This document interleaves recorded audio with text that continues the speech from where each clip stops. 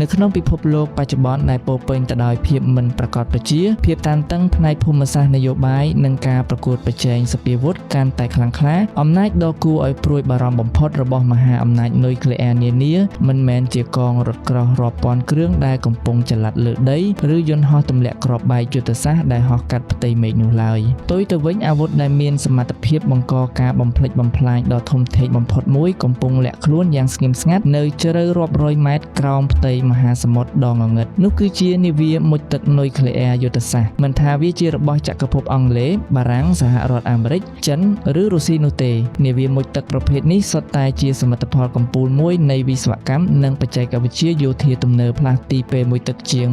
24000 តោននិងអាចផ្ទុកក្បាលគ្រាប់នុយក្លេអ៊ែរជាច្រើនគ្រាប់នេះគឺជាប្រវត្តិនិងអាចកំបាំងនៃនាវាមុជទឹកនុយក្លេអ៊ែរយុទ្ធសាស្ត្រចំនួនទី4របស់រុស្ស៊ី Project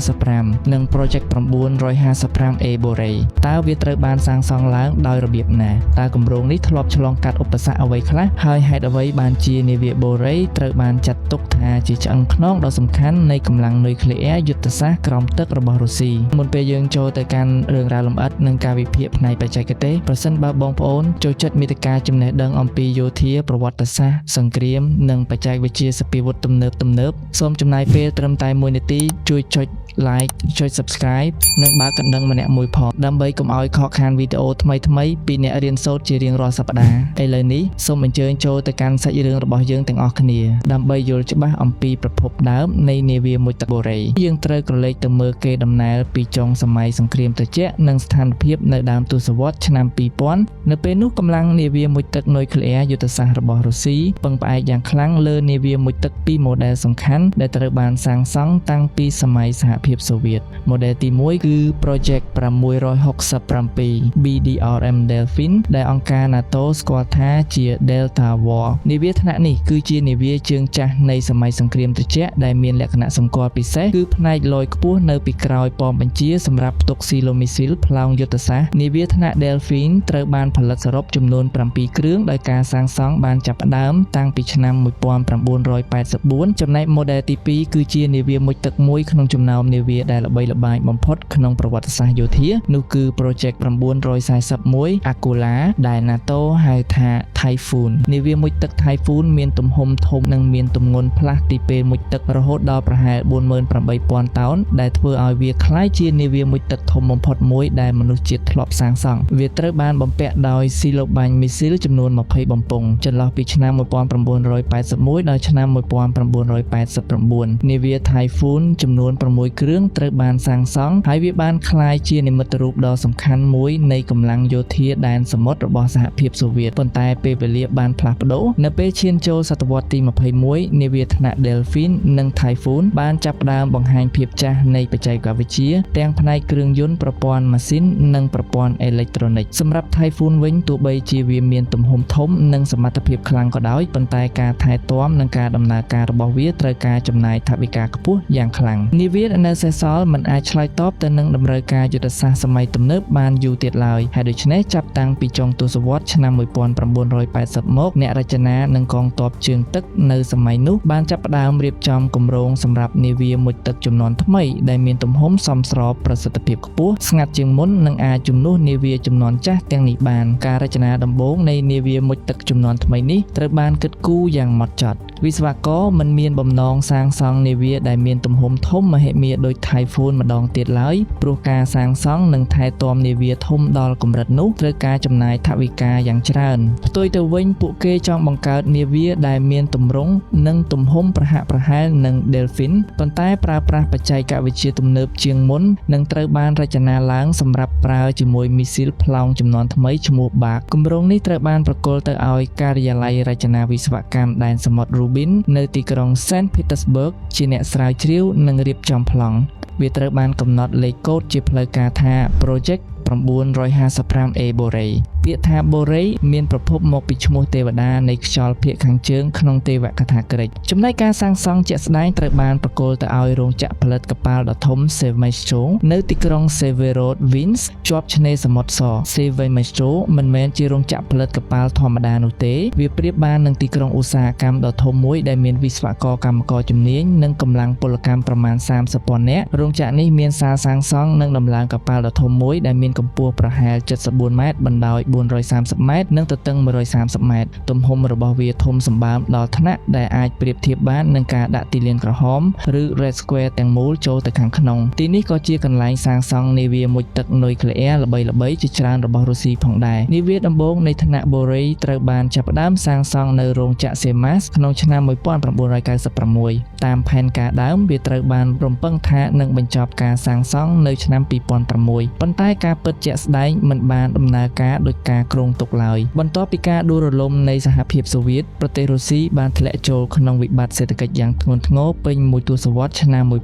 1990ថវិកាការពារជាតិត្រូវបានកាត់បន្ថយយ៉ាងខ្លាំងខ្សែសង្វាក់ផ្គត់ផ្គង់រវាងរោងចក្រនានាត្រូវបានរំខានហើយសម្ភារៈនិងគ្រឿងបន្លាស់ជាច្រើនក៏កាន់តែពិបាករកដោយសារបញ្ហាទាំងនេះគម្រោងសាងសង់នាវាបូរេត្រូវបានផ្អាកនិងពន្យាពេលជាច្រើនលើកប៉ុន្តែបញ្ហាធំបំផុតមិនមែនស្ថិតនៅលើសម្បកនាវានោះទេបញ្ហាធំបំផុតគឺមីស៊ី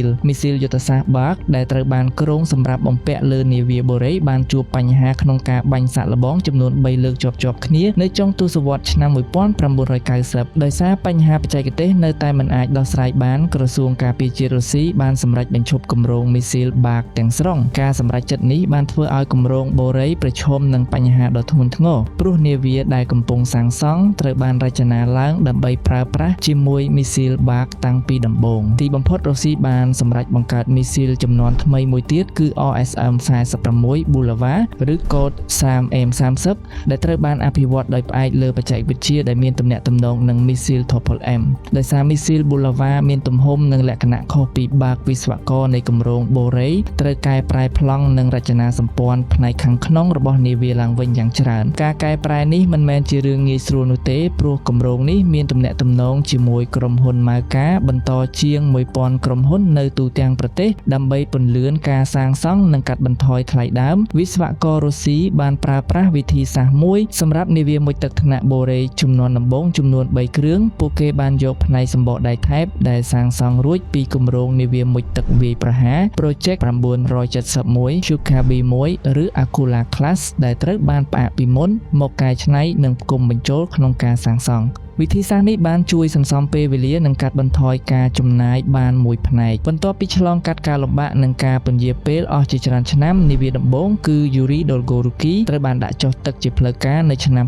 2008និងចូលបម្រើការនៅក្នុងកងនាវាជើងទឹកភាគខាងជើងនៅចុងឆ្នាំ2012បន្ទាប់មក Alexander Nevsky បានចូលបម្រើការនៅឆ្នាំ2013និង Vladimir Monomakh នៅឆ្នាំ2014ទន្ទឹមគ្នានេះការអភិវឌ្ឍមីស៊ីល Bulava ក៏បានឈានដល់ភាពជោគជ័យនិងចូលបម្រើការជាផ្លូវការផងដែរបន្ទាប់ពីនាវា Project 955ចំនួន3គ្រឿងដំបូងត្រូវបានសាងសង់ដោយជោគជ័យកងទ័ពជើងទឹករុស្ស៊ីមិនបានបញ្ឈប់ការអភិវឌ្ឍត្រឹមនោះឡើយដោយសារនាវា3គ្រឿងដំបូងត្រូវបានសាងសង់ក្នុងស្ថានភាពដែលមានការកែច្នៃពីផ្នែកនាវាចាស់មួយចំនួនវានៅតែមានដែនកំណត់ផ្នែករចនានិងបច្ចេកវិទ្យាដូច្នេះរុស្ស៊ីបានបន្តអភិវឌ្ឍកំណែថ្មីមួយទៀតដែលមានឈ្មោះថា Project 955 Boreae មិនមែនគ្រាន់តែជាការកែប្រែតិចតួចពី Bore ចំនួនដើមនោះទេប៉ុន្តែវាត្រូវបានរចនានិងសាងសង់ឡើងថ្មីស្ទើរតែទាំងស្រុងដោយប្រើបច្ចេកវិទ្យាចំនួនថ្មី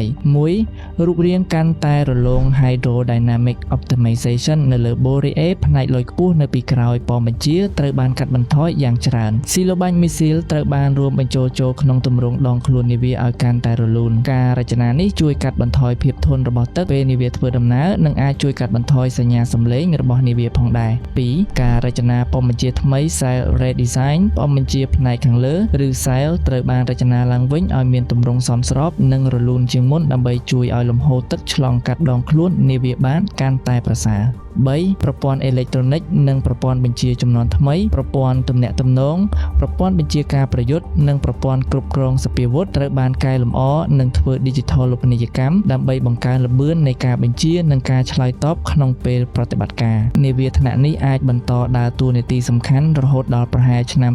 2050ឬលើសពីនេះសរុបមករឿងរ៉ាវនៃនាវាមុជទឹកថ្នាក់បូរេគឺជាដំណើរដ៏វែងឆ្ងាយមួយដែលមានប្រភពចាប់តាំងពីចុងសម័យសង្គ្រាមត្រជាក់គម្រោងនេះបានឆ្លងកាត់វិបត្តិសេដ្ឋកិច្ចបញ្ហាបច្ចេកទេសការបរាជ័យរបស់មីស៊ីលជំនាន់ដើមការផ្លាស់ប្ដូរប្លង់និងការខិតខំប្រឹងប្រែងអស់រយៈពេលជាច្រើនទសវត្សរ៍ទម្រាំអាចក្លាយជាប្រព័ន្ធអាវុធយុទ្ធសាស្ត្រដ៏សំខាន់មួយរបស់រុស្ស៊ីដោយសពថ្ងៃវាជាសក្ខីភាពមួយដែលបង្ហាញពីសមត្ថភាពក្នុងវិស័យវិស្វកម្មដែនសមុទ្រនិងបច្ចេកវិទ្យានាវាមុជទឹកនុយក្លេអ៊ែរប៉ុន្តែក្នុងពេលជាមួយគ្នាវាក៏ជាការរំលឹកយ៉ាងច្បាស់អំពីកម្រិតនៃអំណាចបំផ្លិចបំផ្លាញដែលបច្ចេកវិទ្យានុយក្លេអ៊ែររបស់មនុស្សជាតិអាចបង្កឡើងបានយើងទាំងអស់គ្នាសង្ឃឹមថានាវាមុជទឹកនុយក្លេអ៊ែរយុទ្ធសាស្ត្រទាំងនេះនឹងបន្តបំពេញតួនាទីជាអាវុធរារាំងសង្គ្រាមឬ Nuclear Deterrent ដើម្បីរក្សាតុល្យភាពអំណាចដោយមិនចាំបាច់ឈានដល់ការប្រើប្រាស់អាវុធនុយក្លេអ៊ែរពិតប្រាកដឡើយតើបងប្អូនយល់យ៉ាងណាចំពោះនាវាមុជទឹកនុយក្លេអ៊ែរថ្នាក់បូរេរបស់រុស្ស៊ីបើប្រៀបធៀបវាជាមួយនឹងនាវាមុជទឹកថ្នាក់ Ohio ឬ Columbia ចំនួនថ្មីរបស់សហរដ្ឋអាមេរិកតើបងប្អូនគិតថានាវាណាមួយមានបច្ចេកវិទ្យាគួរឲ្យចាប់អារម្មណ៍ជាងសូមចែករំលែកមតិយោបល់និងការយល់ឃើញរបស់បងប្អូននៅខាងក្រោមវីដេអូនេះហើយពីខ្ញុំទៅមានតែប៉ុណ្្នឹងទេយើងនឹងជួបគ្នានៅវីដេអូក្រោយទៀត